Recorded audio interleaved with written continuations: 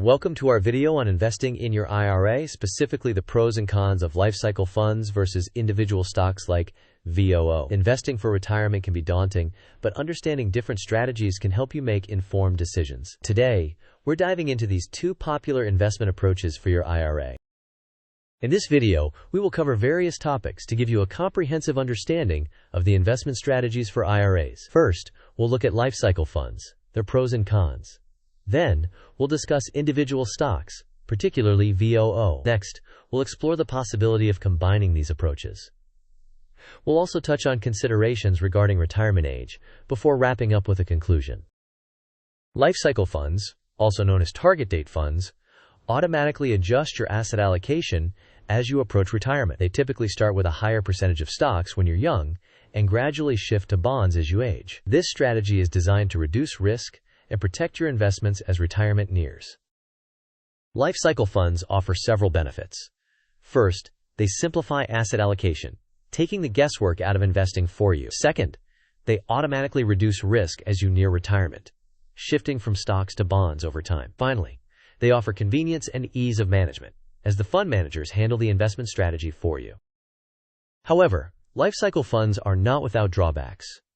You have less control over individual investments, as these funds are managed based on a one-size-fits-all strategy. Additionally, they may not perfectly align with your specific risk tolerance or time horizon, potentially impacting your personal financial goals.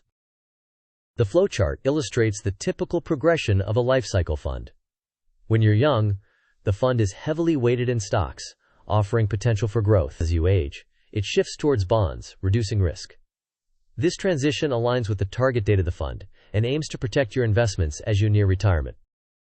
Individual stock investments, such as VOO, offer more control and potentially higher returns. For instance, VOO tracks the S&P 500 index, meaning your returns mirror the performance of 500 large U.S. companies. This is a choice for investors with a higher tolerance for risk and longer investment timelines. The main advantages of investing in individual stocks include the potential for higher returns and more control over your investment portfolio. You can choose specific stocks or ETFs like VOO that align with your financial goals and strategies. On the downside, individual stocks come with higher risk and they require more research and active management. The market's unpredictable nature means that returns can be volatile. You must also keep up with changes in the market and adjust your portfolio as necessary. This journey diagram outlines the process of combining lifecycle funds with individual stocks. The first step is evaluating your risk tolerance and deciding how much of your portfolio you want in each investment approach. Next is ensuring your investments are diversified. Finally, always consider your time horizon to match your investment with your financial objectives.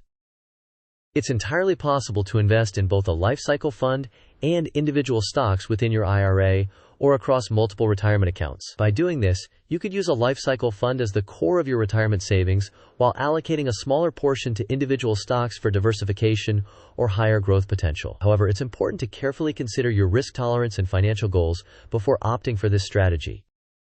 Let's see how much you remember. What is a significant advantage of lifecycle funds? Here are your options. A. Convenience and ease of management. B. Higher potential returns. C. Full control over investments. You may pause the video now to think about the answer. We will discuss the answer in the next section of the video. The correct answer is A. Convenience and ease of management. Lifecycle funds significantly reduce the amount of personal management required as they automatically adjust your asset allocation for you over time.